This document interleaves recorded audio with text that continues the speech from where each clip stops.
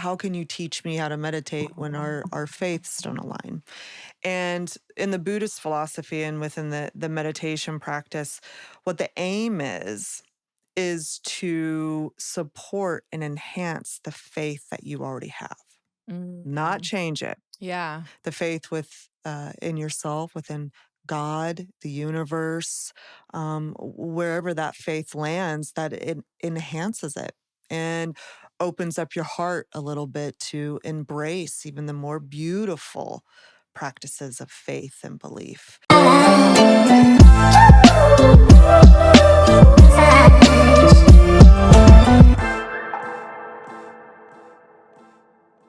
Hey, you. Subscribe right here at the Geena the Latina Show. Subscribe and make sure you follow us on social media on Facebook, TikTok, Instagram at the Geena the Latina Show. All right, let's get back to it. I don't think we've done an entire episode on this. And this episode is strictly dedicated to meditation and mindfulness. And I am so glad we're doing this because so many people have so many questions about meditation and mindfulness and are they the same? Are they different? So I brought Melanie Yetter. Good morning. Good morning. Thank you for coming. She is a seasoned educator and mental health advocate. Look, I have a whole list of things. You have over 15 years of teaching experience. You've shared your mindfulness expertise at UCLA. You're ordained as a Zen Buddhist monk. You have intensive spiritual training in India. You've trained and taught mindfulness at like hospitals, clinics, social workers, grieving families, and you train now meditation facilitators, and you work with clients one-on-one. So I think you're overqualified to be here talking about this. So thank you for coming. Thank you for having me. Yeah. Mhm. So meditation, the number one thing that I get is that it is, I can't do it. All right. So let's talk about meditation. What do you think the benefits are? How would you describe meditation? Well, that's a big question. I know. And it's a great way to start. I always say I'm probably the worst salesperson for meditation The worst because, what? Salesperson? yeah, Okay. which people find fascinating. First of all, meditation isn't really a lot of fun. Uh-huh. It's a lot of hard work. Mhm. It's a lot of dedication. But the benefits and the outcome just overcome all of the initial, I don't like this, or I don't want to do it, or I can't do it. Mhm. When you start a meditation practice, yeah, you don't know what you're doing. Yeah, at It all. is very intimidating. I think as humans, we don't like to do things that we think we don't know how to do. And so it's really important to do your background checks on your teachers and find resources that will help you. Um, and then it becomes easier. Yeah. And we'll get into that. Let's Mhm. go with the benefits. So if Mhm. because some people just like say, I can't do it. Meditation is not for me. So let's Mhm. start with the benefits of meditation. Mhm. So because maybe the benefits will make you say, you know what? Because I do agree with you. It's work. And I'll share Right. my story with that. But what are the benefits of meditation? For me personally, and it's just coming from a place of experience, for me, it was really a practice and a way to find home again within myself. My mission statement, and every day I say this to myself when I wake up: today I'm deciding to be my own best friend. So the benefit of having a really healthy and skillful relationship with myself, feeling comfortable in my own skin, and also having this compassion and patience with myself. And then it's ripple effect. And then it goes into, I can have compassion and patience and wisdom for other people that I might necessarily um, have a great time with, or let's say families or partners, and you're in the middle of kind of an argument or a disagreement. The benefit for me is that I feel solid within myself, that I can be more patient and open with other people. Okay. So what would you say if like someone's like never meditated? Hmm. Everyone's heard the word obviously, and someone says like it's not for me, Hmm. or okay, Hmm. fine, I'll try, or I Hmm. want to try. I feel like people don't give it enough chance. What how is like beginner 101 how to start meditating? What do you suggest? Okay, beginner 101 would be just sit down for 2 minutes. 2 minutes. 2 Everyone minutes. could do that, right? Well, um, no, No. not necessarily. It's really uncommon for us to sit still and do nothing for even 2 minutes. And when you say sit down for 2 minutes, just sit there and no phone. And Right. people say, like, I try to sit there, but then my mind goes somewhere else, As it should. as it should. And that's okay, right? Well, everybody, I think a lot of clients and students come to me, and the first thing that they say, and of course, it was probably the first thing that I wanted, is I wanted this thing up here to stop. Yeah. Just be quiet. Yeah. Enough. And then I always come back with, what is the mind's job? It is to think. It is to keep us on track. It is to remember things that got us off track. It is to keep us problem solving. So you actually want your mind to be thinking for you. Okay. But we call it like there's a saying: the mind is a wonderful tool and a horrible master. And unfortunately, as we age, we've allowed our minds to master us instead of using it as a tool. And so if you just learn to sit down and listen to what's going on in your mind, it actually does slow down a little bit, and it's calm. And it's like, okay, you get me. You get me. So say you're sitting there for like 2 minutes and you're thinking about everything you have to do. Mhm. Just listen to all those Mhm. things. Well, you can listen to them, acknowledge that they're there, but a thought turns into thinking when you allow it to. Oh, Those are okay. two different things. A Okay. thought pops up, thought, I have to do the dishes later. And then what you do is you like, oh, that's really interesting. Let me latch onto that. Well, I have to do the dishes because my husband or my partner didn't do it. And why do I have to do it every time? And it turns And then it into- turns into the vortex. And so if there's a way you can train yourself that there's a thought there, but I actually have the agency not to latch onto it. Yeah. Mhm. And so you let the thought go, Mhm. kind of, right? Try.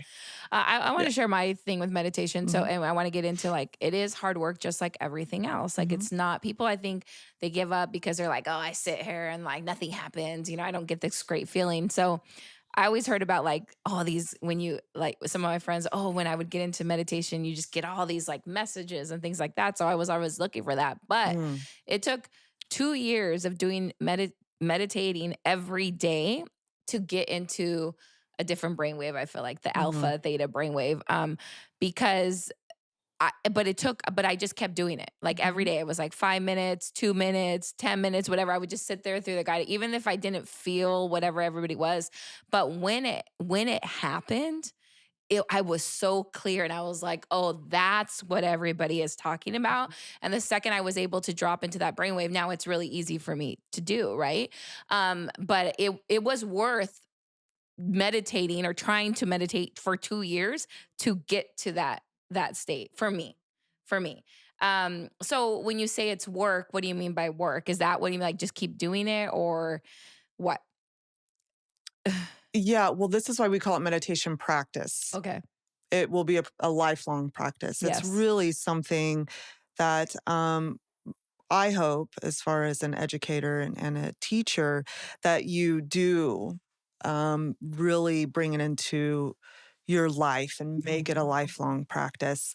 There's really no end goal with it. Yeah. And I've worked with clients and even myself where it has taken several years to get to a certain point, a certain aha moment, Right. or to feel comfortable, to even feel physically comfortable to sit in meditation takes a long time to find kind of a rhythm.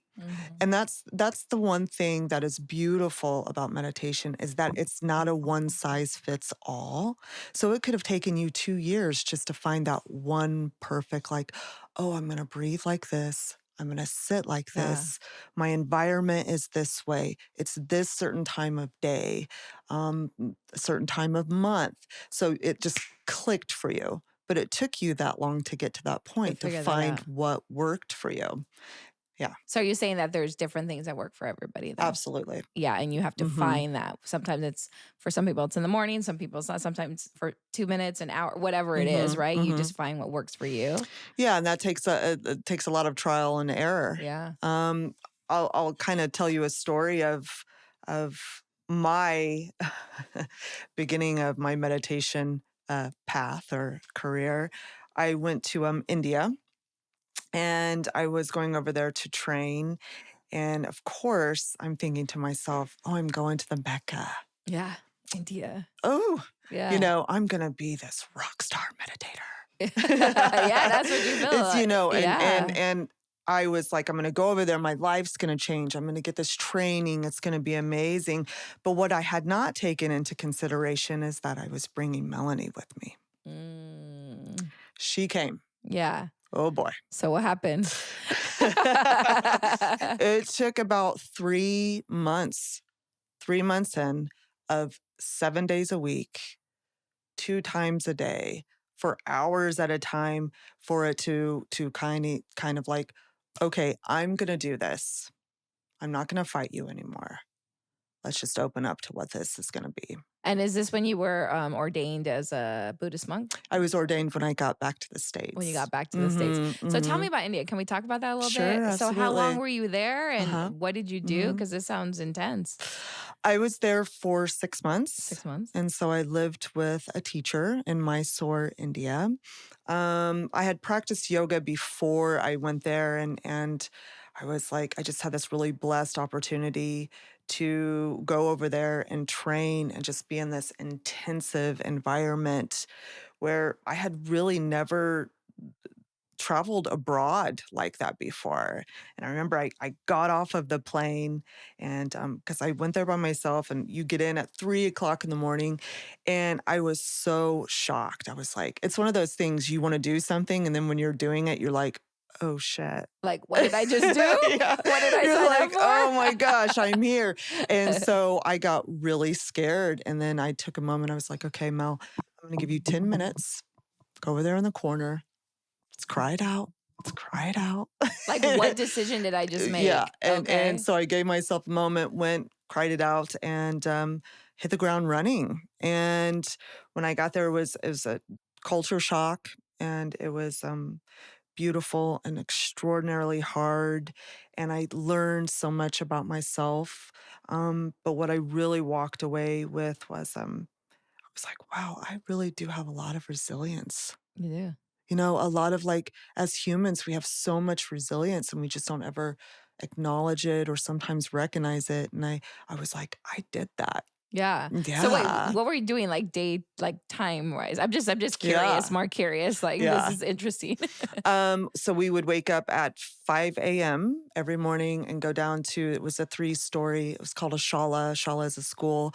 Go down to the school, and we would meditate, then practice yoga, then breath work, then philosophy. And then we would break to go take to rest and to eat, and then come back, do more asana practice, then go nap, then come back again for the evening practice at 7 p.m. until about 8:30, and do it all over again.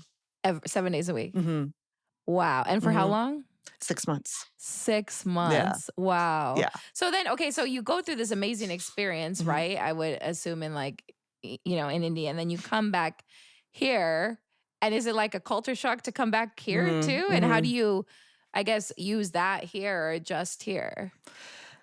I didn't get sick until I got back here. Oh, which was very odd, Yeah. because everybody was like, don't drink the water, don't do this, don't eat this food when you're in India. And you did have to be very careful. But I ate so clean. I wasn't drinking sodas. I wasn't having coffee. Because that's part of the practice, right? Like just eating very clean. Well, you have to, You because have to, right? 'Cause you're- your body is your machine. I Yes. mean, it was like constant. Yeah. And so when I got back here, I got sick, and I actually did have to have a root canal while I was in India, which was terrifying. Oh my God. Terrifying. You had a root canal in India? Yes. Oh, wow. You're okay then? Yeah, I was okay. Yeah. Yeah. When I did come back, I think I did about 11 days, and then I taught my first class here in the States. And So the classes you're teaching is to teach other people how to meditate To or practice yoga, yoga? to Yoga. Okay. meditate, and to practice breath work. Okay. Okay. So I really, yoga was the main focus of mine at first. And then once I had taught yoga and meditation and breath work for several years, I was like, I just felt like I was trying to be the jack of all trades in Mm-hmm. that field. And I just landed with meditation because it was kind of where my heart Yeah. lied. Yeah. Yeah. Yeah. Mm-hmm. So let's talk about before we get into I want to talk about meditation and mindfulness, Mm-hmm. but what when you were ordained as a Zen Buddhist monk, Mm-hmm. what is that? Mm-hmm. And when would that happen? I want to give a quick shout out to our food sponsor, Cravings Fruit. They're a fruteria in Santee, and they have lots of fruit with chamoy. Today, they brought us some tortas, sandwiches. They even got candied apples. Of course, they have all the green juices, and this, I believe, is a watermelon juice. Shout out to Cravings. Thanks for being our food sponsor. I know, shocking, right? No, I'm not shocked. I'm just like curious. Well, Like, no, yeah, it is. I mean, that's pretty cool. I would love to be. It is because I grew up as a Southern Baptist. Oh, okay. From the Midwest. My family is from Mississippi, from the South. And so all of a sudden I'm going to India. And then, I'm going to be ordained in the Zen Buddhist tradition. My family thought I had lost my mind. Right. They're like, of course, she lives in California. Yeah. Right? In Yeah. California. Well, I can kind of not relate, but like I grew up super Christian. And so when I first started like meditating or getting into spirituality, like, it's like, oh, that's the devil, or like they just don't know, right? Yeah. So Yeah. you do this, and your family thinks you're a little cuckoo, right? And which I was okay with because I'm of the nature now where I don't really have to. I don't feel like I have to explain myself. I'll just practice and be the person that I am now, and people will see it. And then they don't ask as many questions. right? It's more like, what are you doing? And how can I do that as well? So I came back, and to answer your question, sorry. Yeah, I know. I came back and I found a sangha. And a sangha is a community or congregation in the Buddhist tradition. And I started studying Buddhist psychology and Buddhist philosophy in seminary. And then it was about 2 years in, I was ordained as a novice monk. And so I was robed. I was wearing the Yeah. robes, the hair. It was shocking, specifically like when I went out in public and I had the robes on. Oh, so you wear that out everywhere. Well, you do specifically if you're out going to temple or you're out with your students or being of service, and people would look at me like, I don't know, Hare Krishna, like hand them flowers and stuff. So it was kind of a culture shock, and I don't wear the robes anymore. I will be ordained for the rest of my life, but I don't practice in the clergy. Okay. As well. So I've always said this, like I grew up Christian. If I had to, I would say I would Christian, right? But when I go to a Buddhist temple, I feel at such peace. And every time I travel, I try to find one Buddhist temple, and I just go and just being in that energy.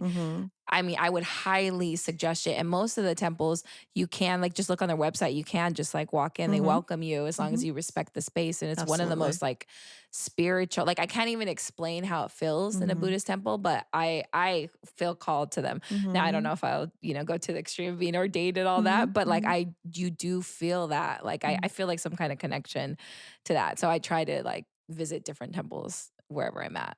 It's wonderful. Yeah.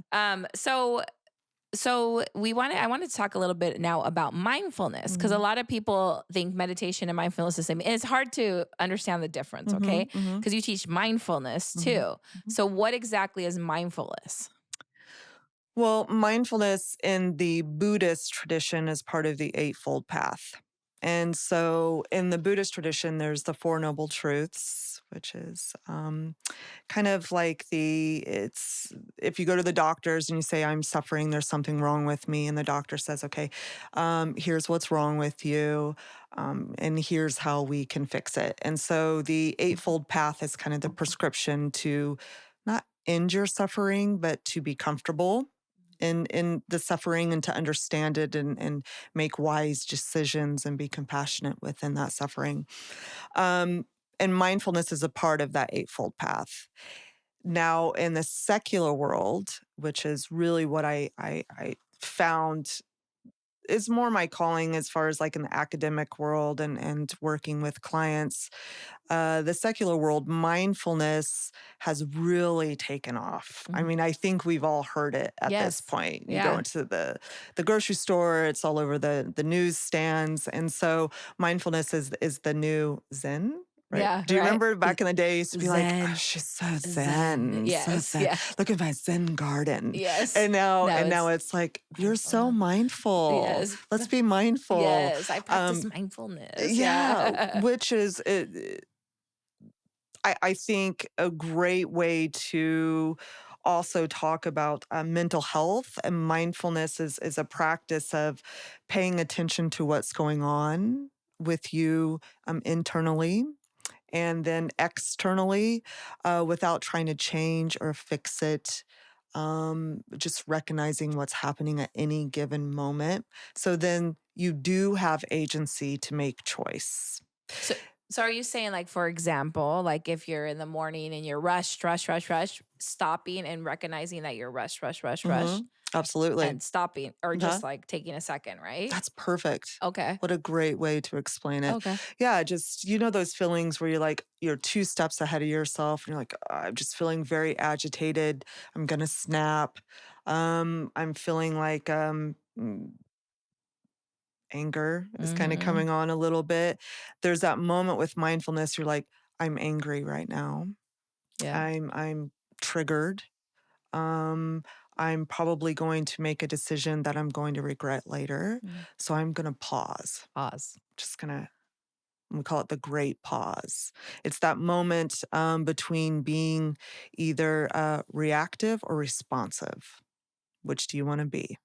Yeah. And you have that agency through mindfulness of like, okay, in this moment, I have agency. In this moment, I can be responsive instead of being reactive. Yeah. And it's just before you getting to that point, right? Paying attention.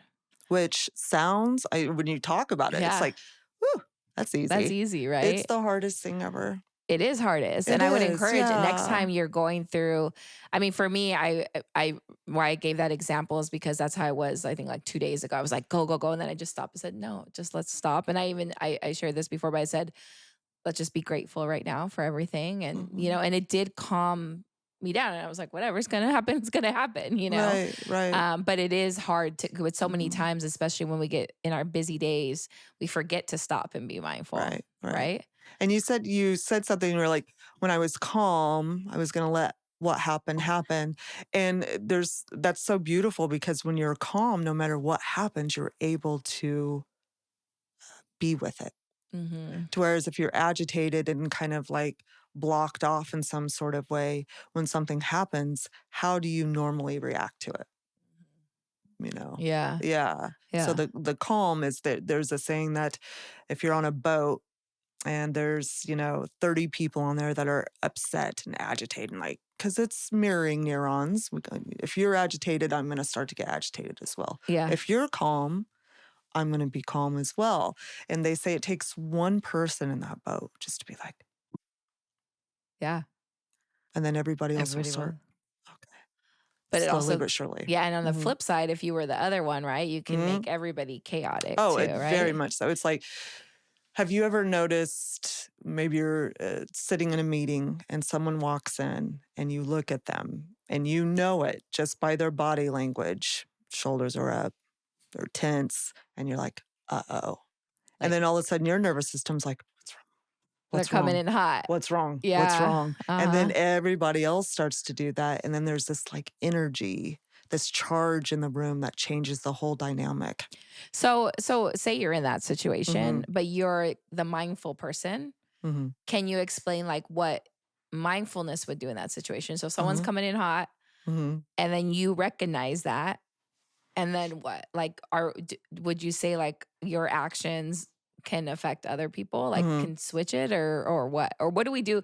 Because I guess what I'm saying is like sometimes we're in chaotic situations around everybody else that's Mhm. acting crazy or whatever you want to call Mhm. it. And then we're supposed to hold space to Mm. be the Mhm. mindful people, right? Mhm. And Mhm. and they say that by your energy it will help those. But I don't know. I guess would you say in that situation? Like how do you First of all, I would definitely take the expectation off of yourself to be always that person. okay. I think Yeah. that definitely, if you go into every situation, you're like, I'm the mindful person, that's going to get your energy is going to be sucked dry very quickly. And then there's also going to be a lot of pressure that you put on yourself. I'm a big advocate of walking away. Okay. I do. Yeah. In a moment where I feel like this is not beneficial for me or for you or for other people, let's just take a pause and step away from each other for a moment. And then I'm also a big advocate for just listening and watching and observing Observing. and then orienting myself to what is happening in the environment and then breathing. Breathing. Breathing. Breathing. Mm-hmm. Always, like, if you ask me any question, I'm like, breathing, Breathing. breathing. It's Breathing. all breathing and just self-regulate, self-regulate. Yeah. Mhm, mhm, Okay, so I wanted to talk to you about one thing, and we had talked on the phone, and I was like, yes, let's talk about this on the podcast. Meditation and religion, mhm, right?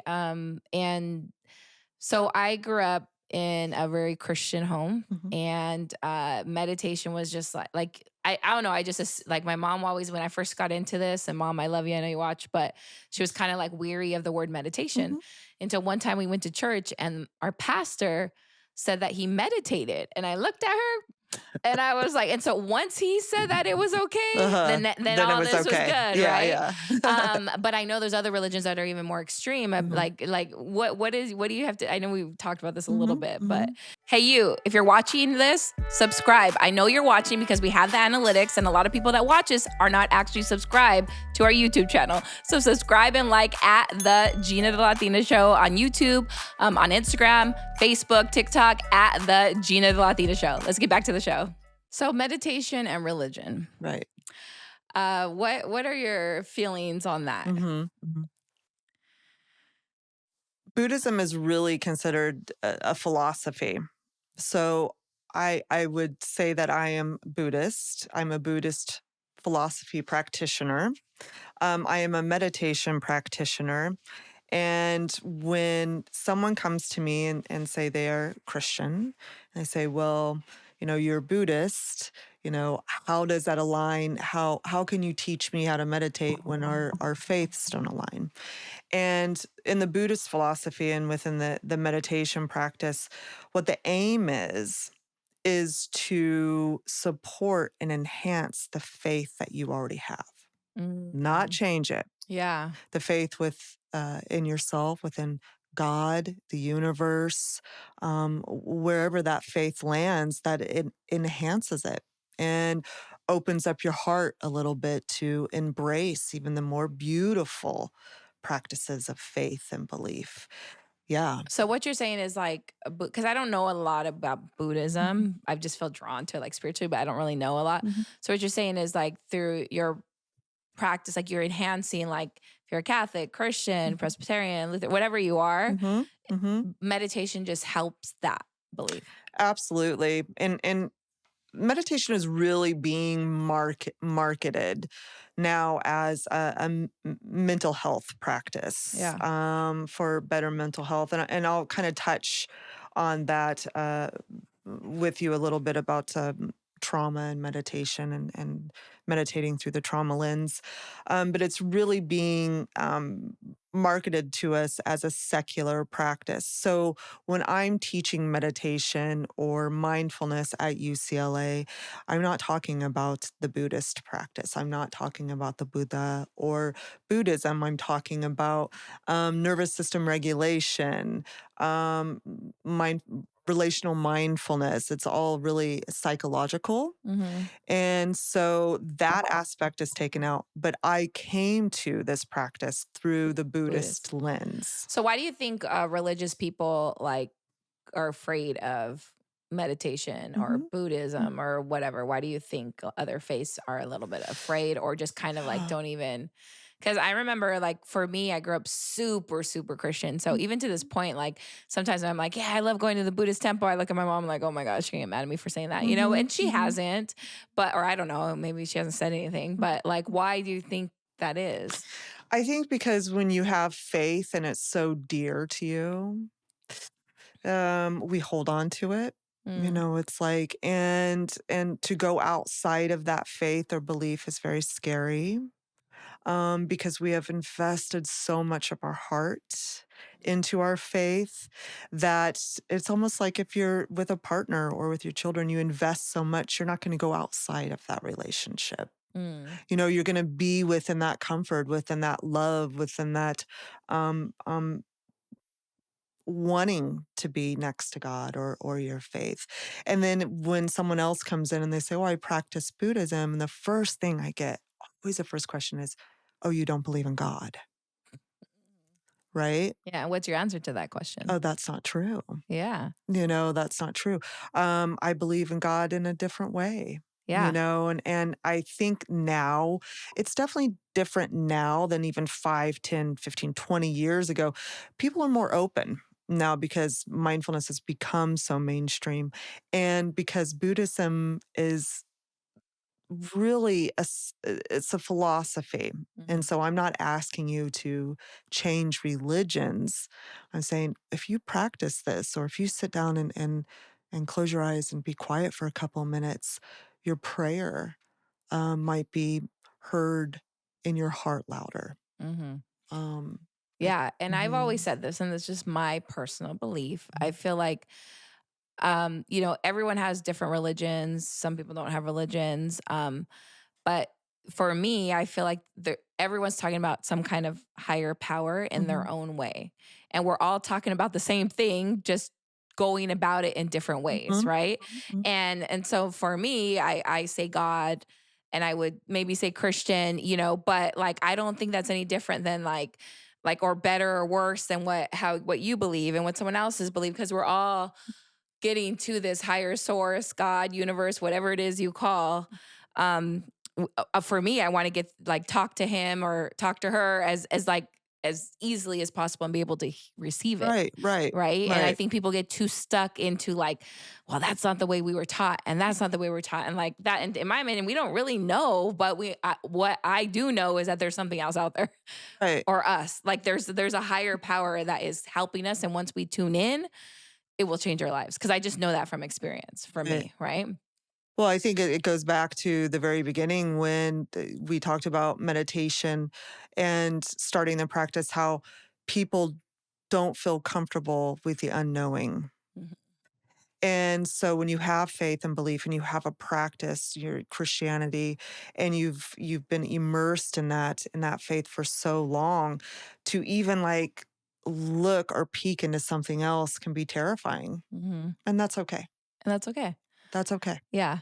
Yeah. And for someone like me, at first, I was like even afraid. I don't know why I'm sharing about this. I didn't plan to share this, but I believe in all these other practices stuff, and I still believe in God. You know, I Mhm. believe in God, but I was kind of afraid because I thought that people, like my Christian people, would like shun me or like you're Mhm. into weird stuff or you know. Mhm. And it's taken, but I really felt like this was so important to share, Mhm. Mhm. because it's helped me so much. So I'm hoping to bridge that gap a little bit with this podcast. Like that's when, you know, bridge the gap between like it's okay, like find what practice works for you, Right, what beliefs for some. Not everything's gonna work for everyone, right. and that's okay. I always say for this podcast, I always say every episode is for someone, not everyone episode is for everyone. Absolutely. Um, Mhm. so I'm glad we're talking about this, and I wanted to talk a little bit about mental health because you teach about how mindfulness and meditation helps with Mhm. your mental health. What is the correlation there? I mean, I know, but I'm just letting you. Well, Yeah, I that's don't know, but you're the expert. the, well, and this Okay, is you're not an there's expert. Sorry. no, this is a quote by Okay. Roshi. It's in the beginner's mind there are many possibilities, in the expert's mind there are few. Okay. And so I love that you're asking all these questions because it's actually like it helps me to rethink things and Hmm. like revisit where my practice is and also what I'm teaching. Um, I'm sorry, what was the question So again? how is, so mindfulness and meditation, how Okay, does it relate to mental health? mental health, okay. Hmm. Um, mental health for me, it was I had, and I'm gonna go through by experience as well.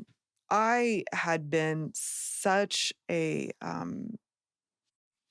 awful person to live with in my mind, and it's coming from a place of, trauma and, mm, childhood trauma, and, I just didn't feel secure and safe and happy and settled within my own body, but specifically here, it was brutal. And I found that when I started therapy, I'm a big advocate. I do think it's so important to seek therapeutic alliances when you're starting to look into your mental health and find other people. Peer support groups is very important, and then also to find a good teacher that can help you if you are coming from a trauma lens into this practice. But what it did is it gave me understanding of who I was and why I didn't feel comfortable in my own skin and why I had had these really just horrible conversations and opinions about myself. I started to study what that was. Where was it coming from? How long have I been talking to myself that way? How is it impacting my relationships? How is it impacting my worldview? How is it impacting my future? And so my mental health became priority number one. And I'll just share with you briefly why. My grandmother had passed away from cancer in 2001, and it floored me. It was like I would say my grandmother's my soulmate. She was Yeah. my soulmate. And it floored me. And all of a sudden I had no coping skills. It was like, what is this? Grief came into play. It was really uh, it was almost like someone opened up the door and said, "Okay, every trauma and every bad thing that's ever happened to you, welcome. The Mm. door is open." It was not cool. Yeah. It was not good.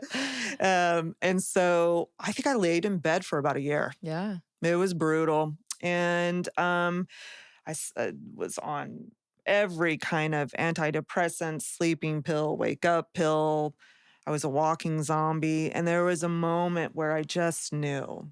I was laying on the couch and I was like, if I do not get up from here and I do not figure out a way how to be with Melanie. Hey, if you are liking the show and you want it to keep going, you got to help us by subscribing. It's real easy. Just subscribe right here.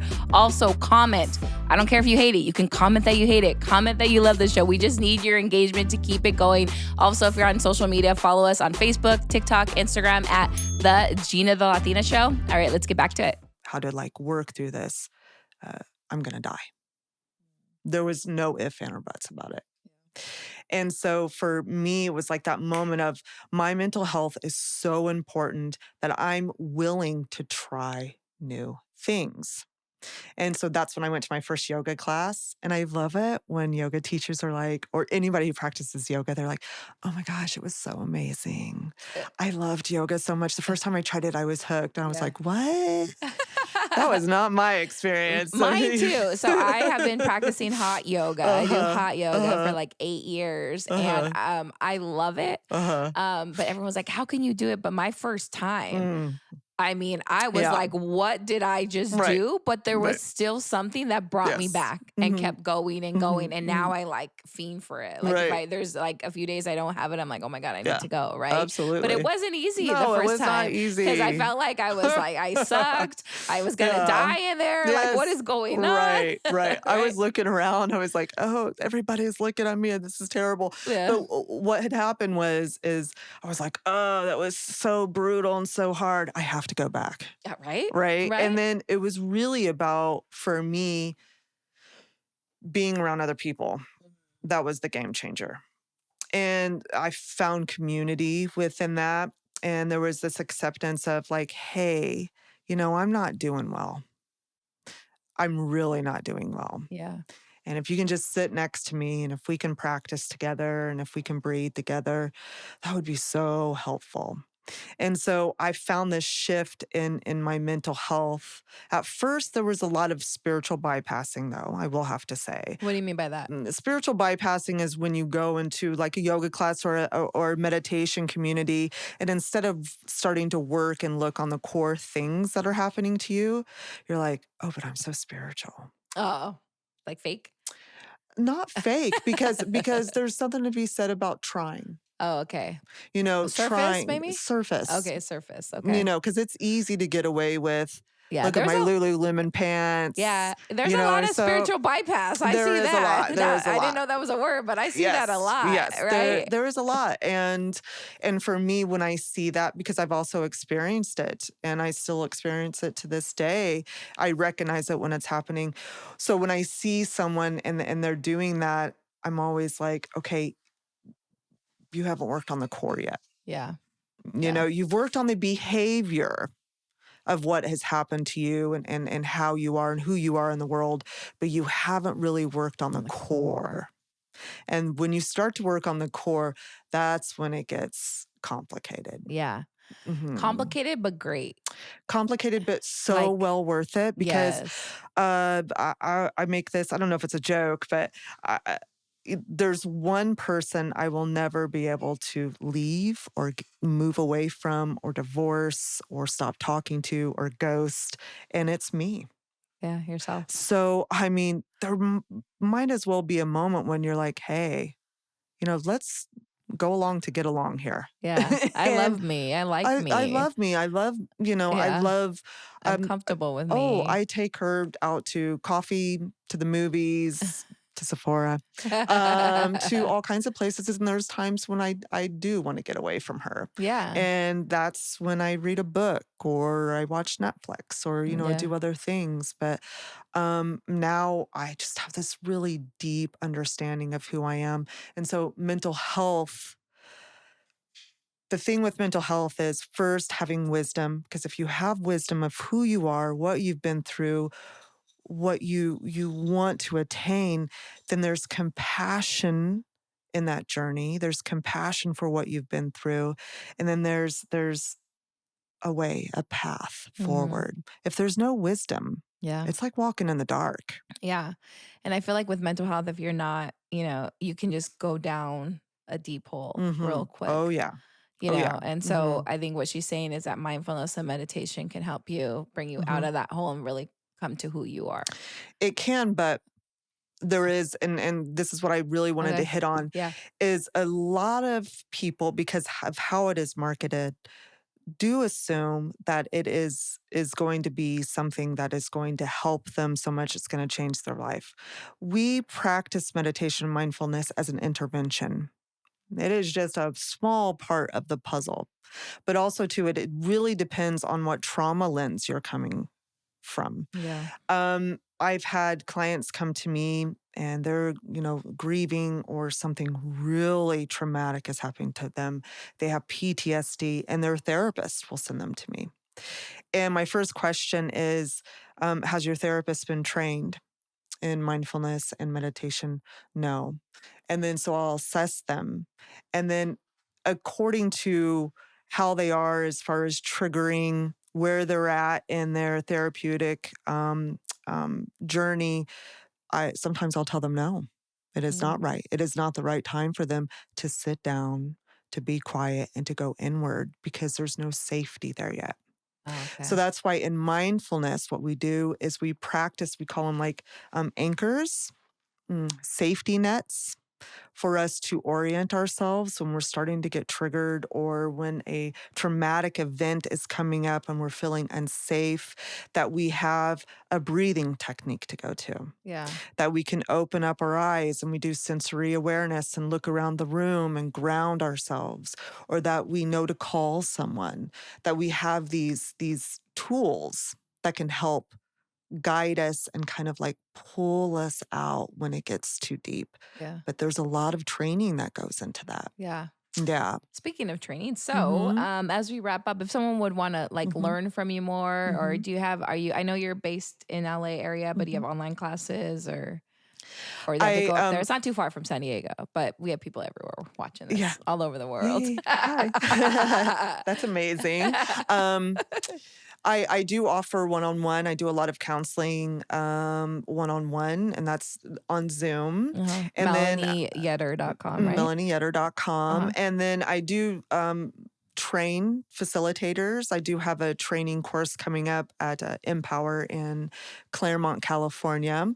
And all the information will be on my website as well. And then, of course, if you go on to UCLA MARC, Mindful Awareness Research Center, we're based out of the Simmel Institute of Neuroscience and Human Behavior.